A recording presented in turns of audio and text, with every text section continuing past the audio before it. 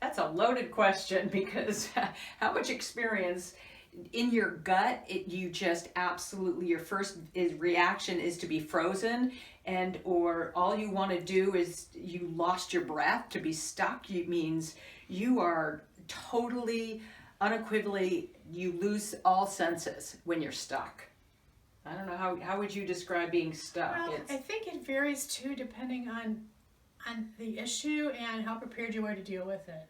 Mm-hmm. Sometimes, like when I think back to when I was younger and I was trying to find my way through, changing careers and or changing majors in college or whatever, if you don't have that many resources, you don't have that many people you can rely on, and you just know what you know, and that's not very much at that point.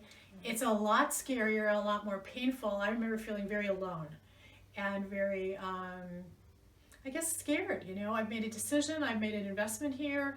How am I going to, it's not just making a change, but then how am I going to execute that? How am I going to pay for that? There's a lot of moving parts to it, and that can be very overwhelming. I think overwhelmed is a big piece of it. I think one of the big pieces is the lack of control. You feel like you have no control over your future.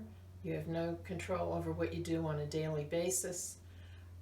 That lack of control, of feeling in possession of your future is a very scary thing, because you can't see a way out.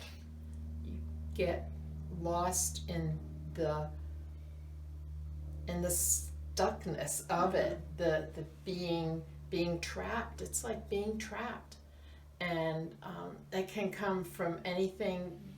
It can be financial, it can be personal, it can be health, it can be lack of education, not knowing that there are any options, thinking there's no way out. That's the real And stuck making that thing. decision when you are stuck is almost cathartic, because you get to a point where you go, I have to do something. Even doing nothing is not really an option, because doing nothing, you're making a decision, right? So it gives you that chance to believe that, quite frankly, when you really dig deep, every time I got stuck, it were opportunities to say, I'm going to find my way out. And a lot like that golf ball theory of life, that golf ball was very smooth when it was first discovered, and only when it got hit, it had dimples. Did it actually go farther? And every time I got stuck, I ended up developing more confidence that, in fact, I did have the strength to do it. I think too, just the fact of taking some sort of action. And I think sometimes when we get stuck, we're there because we think it's the only place we can be. Mm-hmm. And to realize that there are other places, and also if you have a good friend or two, that's key. And if you don't have one, then you're your one. best friend. Yeah. But you've got to take some. You've got to do something, and it is cathartic to have made a decision.